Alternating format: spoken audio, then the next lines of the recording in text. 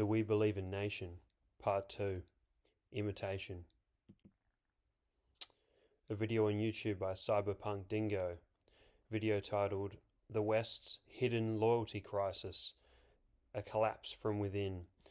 The thumbnail reads, Infiltrated, insinuating, whilst beating around the bush with vague vocabulary and done-to-death euphemisms like, quote, Western liberal democracy, that we do in fact have a demographic, quote, issue, though not explicitly stating that the founding demographic of Australia are really what is desired and what we should return to. It is just a miracle for the foreigner what the founding men of Australia were capable of to build the country they now inhabit without an ounce of gratitude. Let's explore the demographics more, recalling that it has been said, quote, there is only one way to avoid criticism: do nothing, say nothing, and be nothing. So I do applaud the man behind this channel for that. Basis of the demographic issue. Who are we fighting for? Specifically, who? If Australia goes to war, who is the Australian going to fight on the front lines? And who is the Australian staying home in safety, the ones the soldiers are fighting for? When a nation fights, it doesn't fight for the claim to the name of the nation. It fights for what lies within, what the name is representative of. That is, fighting for territory, for borders, for the people that reside on the very land. Australia, like all other Western nations, faces a demographic issue on a scale we haven't yet comprehended. If it were brought to war, bearing arms, we do not know what we are fighting for, who we are fighting for, who we are fighting with, and who we are fighting against. Take the recent 25-year Indian and Chinese majority arrivals, the African so-called asylum seekers, the Middle Easterners taking over Western Sydney, Aboriginals, supposed First Nations, the homosexuals, the feminists, the communists, the Jews. Surely it is not descendants of the original stock that we are fighting for. The British, those of Anglo-Saxon race. After all, it was these men who fought in the First and Second World War. They knew what we don't know now. What they fight for, who they fight for, what they fight, who they fight with, who they fight against. The theme of an us versus them is something the progressives, indoctrinated by the globalists, can't come to terms with. That not all are, quote, us, no matter how hard the media tries to spin it. What the globalists and nationalists alike know is what is not defended is already lost. You can be sure Australia is in the lead up to a civil war. It is someone's land. We just haven't had the most recent fight to determine whose it is. It was decidedly British following the First Fleet. However, we have received a new fleet of our own to contend with. That is the 50 years of arrivals post the abolition of the White Australia policy. Know that this has never worked out before. That is, different peoples living amongst one another under a shared identity. This supposed identity is without any substance. All parties will demand representation. All it takes is traders of one to favour another and tip the odds to their side. Whose side are you on when it comes to it? Everything we have has been fought for.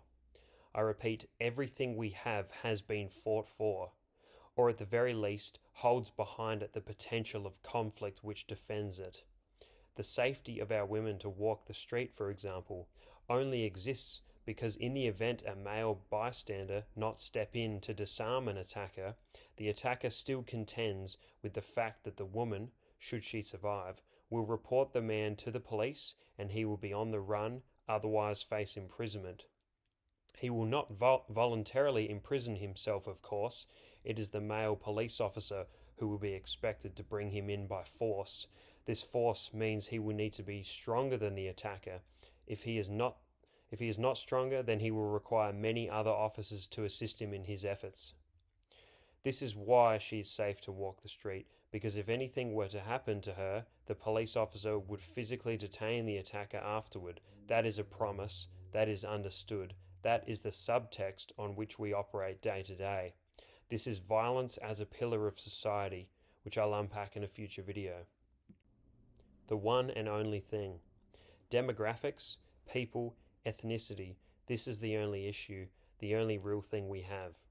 We don't have assets, capital gains, productivity, or GDP growth. We only have each other when it comes to it. It does not matter of taxes, tariffs, or any government welfare program. You can have all the benefits in the world, world-class healthcare, infrastructure and technology, affordable housing, abundance of nutritious food, clean drinking water, and warm clothing. None of this matters if you aren't in control of your own destiny, self-determination through representation, that being governance. Who gets these world-class benefits we have worked so hard for?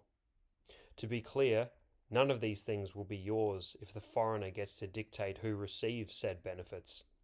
If it is them in control, it is them who will stand to gain. This they will ensure. We have given them the keys. They are just fulfilling their rightful destiny. Like giving your neighbour the keys to your car or your home.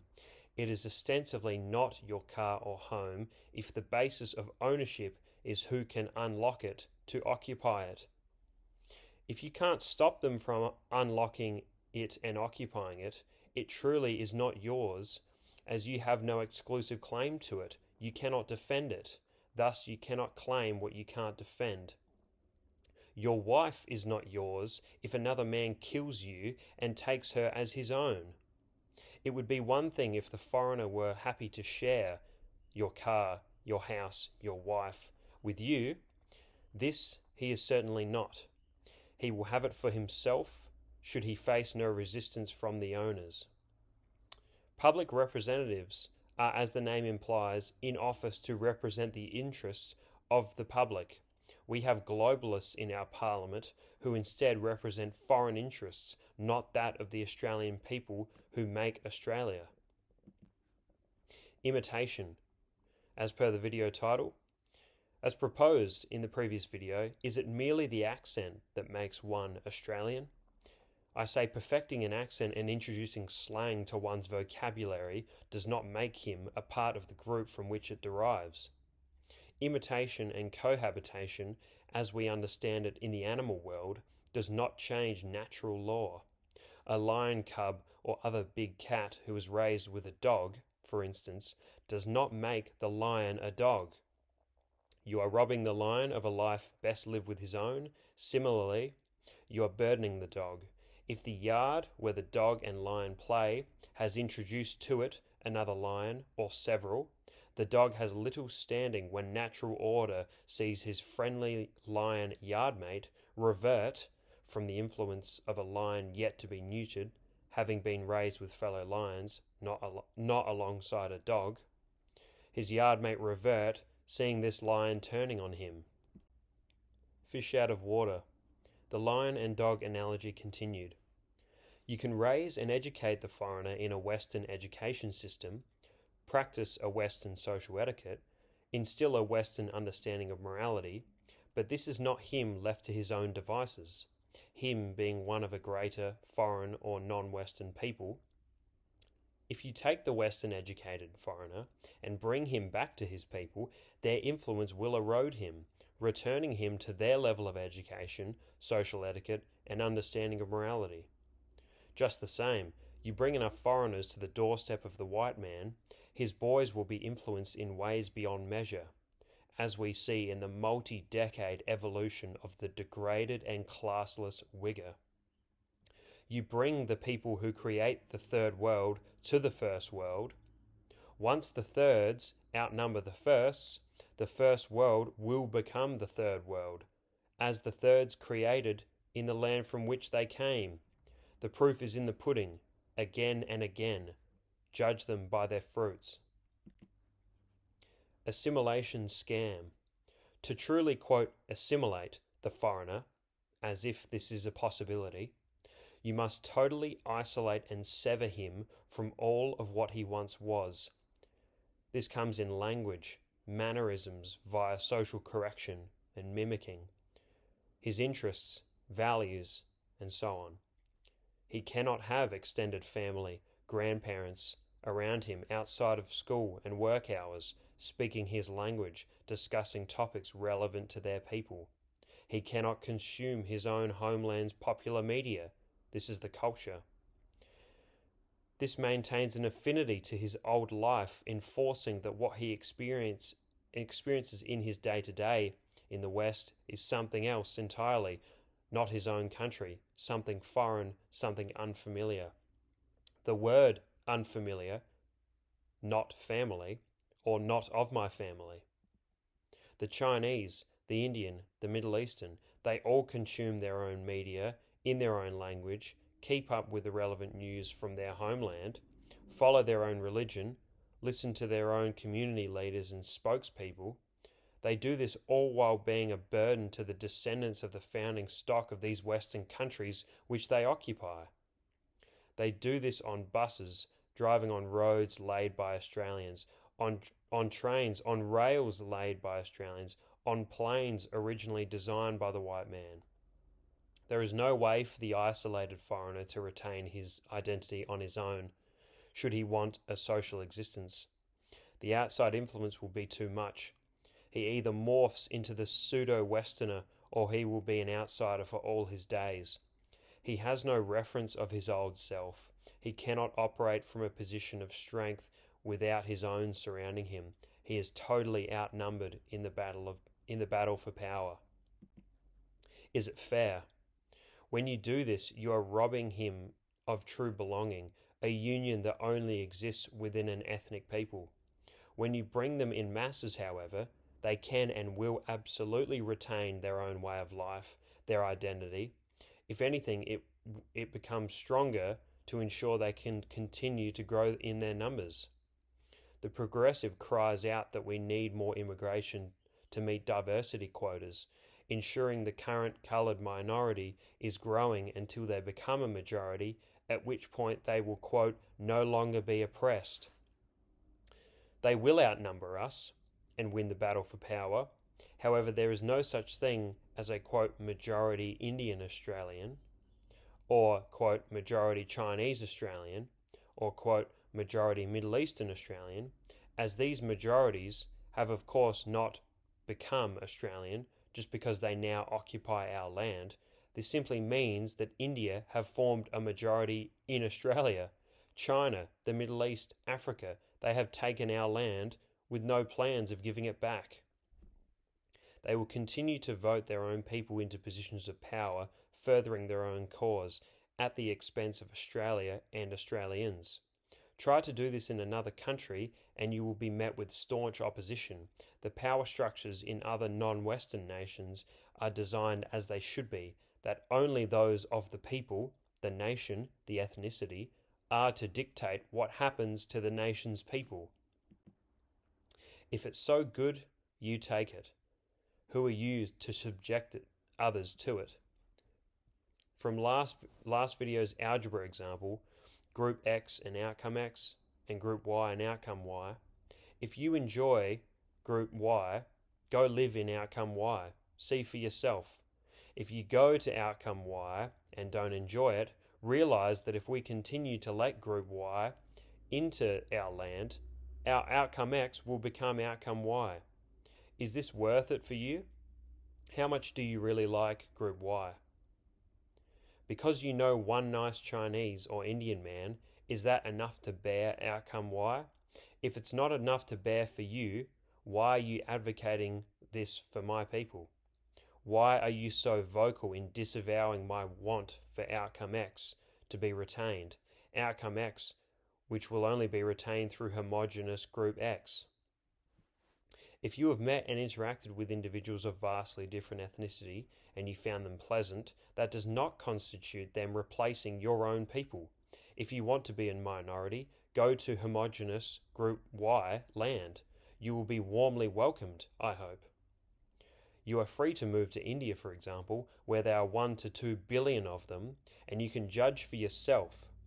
Do not subject your countrymen to having to live alongside foreigners. Instead, go and be a foreigner in another country. See how you are treated. See what rights you have as a quote-unquote oppressed minority. Double standards. Universalism sounds good until whites apply the same standards to non-whites, i.e., if whites were to be equal, quote, first-class citizens in non-white countries, like Africans are in America, and as such calling out white crime is a generality, which would be racist. Does this sound familiar? Like when whites call out the crime of other races within our borders, or calling out other races for their practice of tribalism and favoritism. Whites are the ones that are called racist in this instance. Let's hypothetically reverse the roles, and instead of whites being the ones who build all the nations, and the non-whites reap the rewards, have it that the non-whites are made to build the nations, like they're supposed to be capable, and the whites can reap the rewards, commit the crime, make the neighbourhoods unsafe, unlivable, and cry racist when they're criticised, and attempts are made to hold them to account. There is no such thing as tribalism in non-white nations. These are simply called nations, a group of people with a shared ethnicity. It is only in white countries you hear of tribalism, because it is only white countries where aliens are allowed to set up their own tribe within our borders, acting as chameleons, spies, patiently waiting to strike as our supposed fellow countrymen, making up our beloved diversity. Tribes. We all know they don't wish for us to be part of their tribe. That is why they set them up in such a way, i.e. they buy houses in the same neighbourhoods, they open stores and shop fronts in the area, they send their kids to the same schools, they open up a mosque or equivalent foreign place of worship within our once Christian nation. They have all their voices heard in local council matters and get their people on decision-making boards. They do all this while purposefully and tactically excluding us from their business interests as well as family lives. They do not wish for our children to go to the same school as their children. They do not want us to live alongside them. They do not want our stores to be alongside theirs. If they had it their way, they would wipe us out of all positions of power with the click of their fingers, so long as we would still serve them in maintaining infrastructure and the tax revenue they are so heavily reliant on in their government handouts. They don't want our children interacting with theirs. They don't want them marrying them, race mixing with them. It is all very clear to the foreigner what he needs to do to dominate the Westerner. That is, do not bend the knee to any of the Westerner's cultural norms. Have nothing to do with the Westerner as long as your quality of life is maintained off his labour. In short, they want what we have without us here. They are here to take over. This should be obvious. No defence has been put up, which is why they are oh so bold.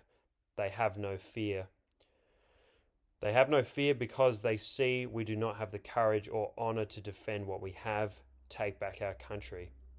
Our women believe it will all work out, and after all, even if it doesn't work out, i.e. the upcoming civil war is within their lifetime, they will be able to join the victors. Sure, their children will be mongrels, a small price to pay. The men, on the other hand, will be in the ground. A small price to pay, the woman believes. Christianity. A post from Twitter. Quote, only whites care for the well-being of all races and non-Christians. This is the root of white dispossession. Hindus do not send holy men into Africa to feed children. They don't care for their own poor in India. Buddhists are benevolent towards all, but in a state of detachment without offering charity. Muslims take care of Muslims. Judaism is only for the protection of Jews. 530 years ago, Europeans discovered a new world populated with savages who were living in the Stone Age and eating each other. From the Americas to Africa to Australia, New Zealand, and the Pacific Islands. Whites have been brainwashed into believing that these Stone Age primitives suddenly would have advanced and built ocean-going ships, muskets, or even a 2-story stone building if Europeans had given them a few more years. They've rewritten history So much now that we are supposed to believe that we Europeans somehow destroyed this. They've had centuries of exposure to modern civilization, yet they remain the same. Magic dirt, a common misconception. A post here reads, because white areas are generally nice, people believe in magic dirt. They don't see white areas as being nice because white people made those areas that way. They see white areas as being nice because of magic, and the evil white people are trying to keep the magic all to themselves. These people complain endlessly that the white parts of town don't have litter all over the street, burnt out cars sitting in vacant, overgrown lots, and don't have daily shootouts like the ghetto they're from. It never occurs to them that they are the reason why the places they are from are so shitty. A Twitter post here. If we send every Norwegian to Nigeria and send every Nigerian to Norway, in 5 years Norway will become a third world, and Nigeria will become a civilized nation. There is no magic soil. People make countries. Countries are a reflection of those who inhabit them. Food for thought. Tweet here. The bottom line is, everyone wants access to Anglo-Saxons, but Anglo-Saxons only make up 1.2% of the global population. Access to them cannot be a human right. A thread here. Question. If America doesn't really mean anything in particular, and doesn't have anything to do with blood and soil, then why can't Indians just be Americans in India? If everyone can be Americans, if everyone is equal, then there is no reason why they can't make an Indian dream happen at home. A reply, is this a joke? Response, no, answer the question. Further response, I mean, obviously, the entire point of immigrating is to physically access the infrastructure and institutions that allow them to dramatically be more productive. Congratulations, you reverse engineered your way to the truth that these people are nothing more than economic leeches. Art. A quote here from a French author. Your universe has no meaning to them. They will not try to understand. They will be tired, they will be cold, they will make a fire with your beautiful oak door. Whites created classical music, the symphony. Modern blacks in the West use their nearing obese women for video shoots to thrust half naked while they glamorize the excessive consumption of drugs and alcohol, meaningless promiscuous sex with whores of all kinds, selling drugs and murder of their own people, while inferring that the white male police officer, those with greater virtue than the black man, are the ones who need to, quote, watch out. Infrastructure and technology. To put the likes of philosophy aside, which has an element of subjectivity, or art, as the degenerates appeal to the, quote, beauty is in the eye of the beholder trope, technological progress and infrastructure is a visible, tangible, measurable manifestation of a group's collective intellectual cognitive capacity, ingenuity, and industriousness. Largely, wherever there are whites, there lies evidence of great technologies and infrastructure, as well as cleanliness and order. Wherever there aren't whites, barring East Asian, that being Chinese, Japanese, Korean, and the wealthy oil cities of the Middle East, wealth used to leverage Western ingenuity, there is less so. It is interesting to look at the considerable amount of rulers or other elites throughout the Middle East who are Western educated, namely in the UK. This shows that in them wanting to become a valuable contributor to presumably further their own countries, they choose to learn from us, our developed countries, meaning we have what they want, something better than that of their own people's production. ABC's Q&A, a taxpayer-funded institution. This segment plays the following. Went to the local state public school and were dictated to that multiculturalism is a great thing. I don't believe it is, as I feel that the culture of the original British/Irish majority has been demonised constantly for the last 3 decades. Case in point, frequent vandalism of memorials to Captain Cook. How does democracy fit into this atmosphere of beat up the white guy? Anna Lee. Thank you for your question. I do have to disagree with you. I think multiculturalism isn't a thing, it's what we are. It's the character of our nation. It's not a policy that was foisted on anyone. Take a look around you. We are multicultural. It is who we are. As you can see there, the young ladies in a burqa or hijab. Are these what we call young Australian girls? Or do we call them something else? My sister, nor mother, nor aunties, nor grandmothers wear these. Secondly, should we be referring to this woman for guidance on how to lead and govern? Where is her allegiance? Actions over words.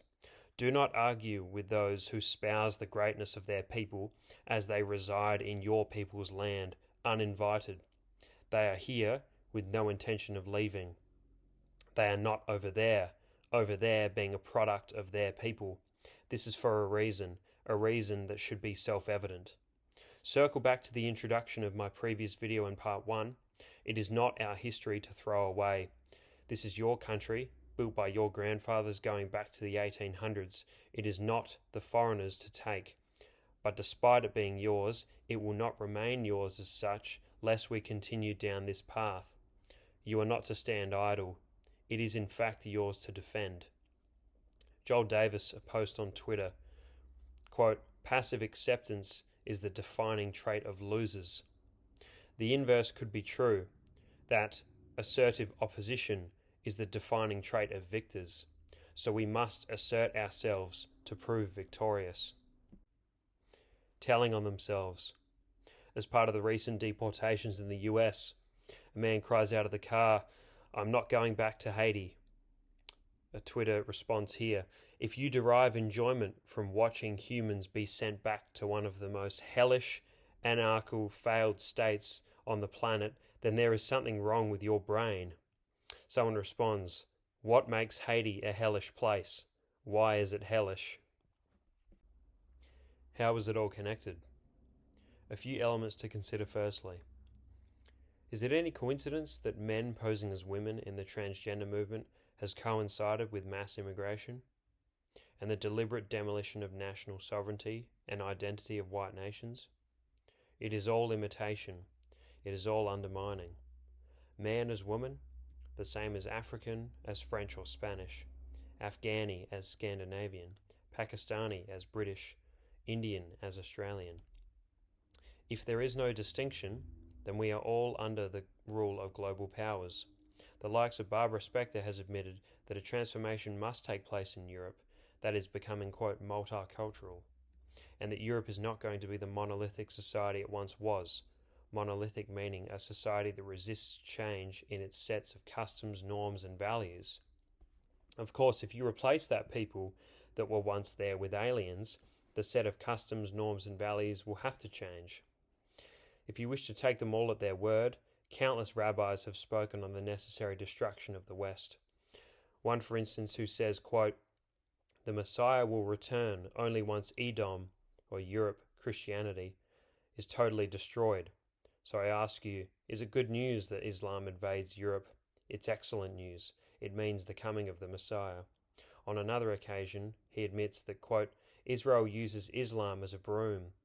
Instead of us doing the work ourselves, we send Ishmael, the Islamists, to solve the problem for us. I say, if you want to destroy Europe, you would ruin social cohesion and unity which strength is derived from, through mass immigration. You would weaken men physically through chemicals in the water, soil, food, air, and vaccines. You would prescribe antidepressants, depict men as weak in popular media, so younger generations would emulate this. You would ensure women are the head of the household, and you would blur the lines between man and woman. This is an easy opponent to defeat. They cannot distinguish man from woman, countryman from alien, honour from disgrace, virtue from vice, right from wrong. The bloodline. You see images here, captions. 3 generations is all it takes to completely obliterate a bloodline. A picture of my great-grandpa from the 1920s versus me, his great-grandson born in the 2000s. Another, both my grandfathers at roughly my age. Federation nullified and voided. A leaflet to your right, addressed to the Australian born, let us become a nation. Leaflet reads, quote, prove that the descendants of Britons in Australia have not lost their capacity for self-government. I believe we have lost our way over the last 50 years. We went through federation to unite, to become a nation. We have been purposefully divided by race, thus no longer a nation being people unified by a common descent in history. We are no longer a nation in its purest sense. The national song, written in 1910, an excerpt here, quote, White Australia bold and free, our national policy. We mean to face the conquest as a nation. But again, I must ask, as it was posed in my previous video, do we believe in nation? That is, that we are defined by a people, not an idea. Further, quote, it is plain for all to see that the future is to be a struggle to defend Australia home and beauty. The conflict has begun, and each and every one must face the fact that he must do his duty. One flag, one tongue, one people's destination. Summary. The powers that be are replacing whites with non-whites all across the world that we know. They only wish they could do this faster. So it is not the sports game that matters, not the nightclubs, not the girls, the alcohol, the drugs, the sex, not the celebrity romances and breakups, and other irrelevant crap on television and social media. Bigger international concerns like the war in Gaza, the war in Ukraine, these are things that cannot be addressed by us when our country is in the state that it is in. We are no opposition in disarray. We must enter the arena of politics, governance, and nations ourselves and call out those who are clearly faking it, instead supporting those who are resolute in their support of us as a people and their honour of our descendants. That is all. Thanks for watching. Share if you found insightful. Comment any feedback, criticisms, or any video suggestions. Thank you.